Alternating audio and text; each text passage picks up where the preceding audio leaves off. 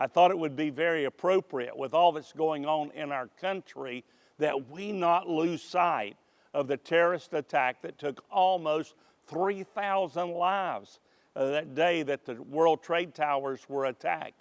I brought some special remembrance with me today. I wanted to share with you. As you know, we had a lot of volunteers go to New York City, first responders, firemen, EMTs, and people that worked with the National Morgue. They all responded to New York to help them. Hearts with Hands and members of our church, we went to New York City to help feed those first responders, those men and women working down into the pit. And so one of the things that we were able to do was to provide a meal for each of them, over 1,000 meals a day. And one of the things that we came home with, they gifted us a piece of the floor from Tower number 1. So here it is, a piece of the marble floor out of Tower 1, and this is from 20 years ago, 9/11. And I wanted you to see it, be able to look at it.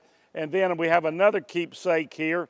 We have a piece of steel from Tower 1 that was cut out of the steel beam that you could see it, look at it, and have a remembrance. Now, this cross is very special because there's a whole book written about the cross cut out of the steel of Tower 2. And this is put out by the D.H. Griffin family here in North Carolina.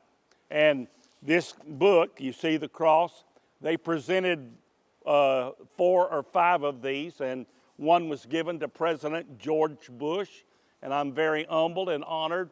I was the recipient of one of these beautiful crosses. And so I wanted to share that with you, and then I wanted you to see inside the pictures. Now, we've got many pictures of 20 years ago, and then our videographer, Andrew Weinbarger, and then Pastor Roy Rigdon, and Pastor Winston Parrish, myself, we were all just there just a few days ago and updating a lot of remembrance and a lot of stories as we spent almost a whole day in the remembrance, the towers and the memorial there in New York City. I want you to be much in prayer because I'm worried about our nation. I'm worried about what we're facing.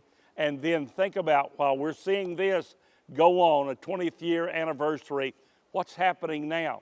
We've got the men that planned that attack. They're on trial. Can you believe that? And we've got 4 men that were in prison that President Obama and Biden let out of prison, and those men are now part of the new government of Afghanistan.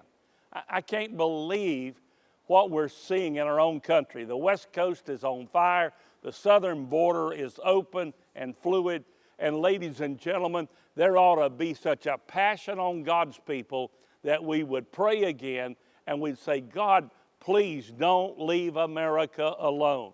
This ought to be a wake-up call, what happened 20 years ago, and it ought to be a prayer reminder on how much we need the Lord today. I thank you for being our friend on Facebook.